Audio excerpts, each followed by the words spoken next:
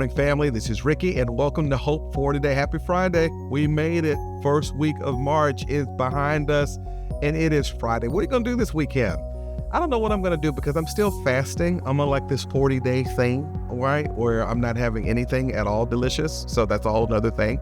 But you know what? Fasting brings you closer to Jesus, and so I'm surely enjoying that.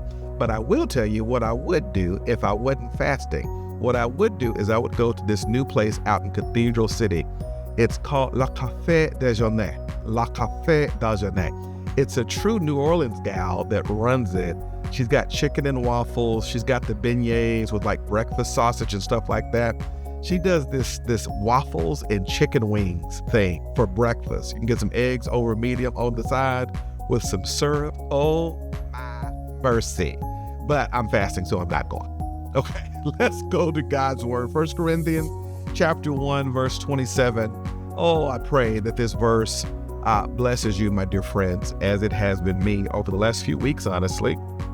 Paul says, but God chose what is foolish in the world to shame the wise. God chose what is weak in the world to shame the strong. I'll keep going to verse 28. He says, God chose what is low and despised in the world, even things that are not, to bring to nothing things that are. Now, God chose what's foolish to shame the wise. God chose what's weak, right, to show the strong. And Paul, of course, is talking about the gospel and what Jesus has done, right? No one is expecting salvation and victory and peace to come through a 33-year-old carpenter from Nazareth who died shamefully on a cross. And Paul is saying that the most important event in human history was, on the one side, one of the most shameful, despicable images ever before seen, the Son of God being slain before the foundations of the world. And God used that mess to fix our mess. Come on, somebody. And but applicationally for you and I, what it means is that almost always the gospel works counterintuitively from the way that the world construes things. And I think the application for you and I is to be careful before we go with the trend of culture and our decision making, because almost always the thing that the world is saying you should do is completely opposite of what the gospel says you should do, right? It's just true. So somebody cuts you off in the morning, you want to give them singular sign language, right? The world says cuss them out, go off on them, right? The gospel says turn the other cheek and actually even pray for that person. Marriage getting rocky, right? Y'all can't stand each other. The world says go sign divorce papers. The gospel says remember your relationship with Jesus, where Jesus says, you know what?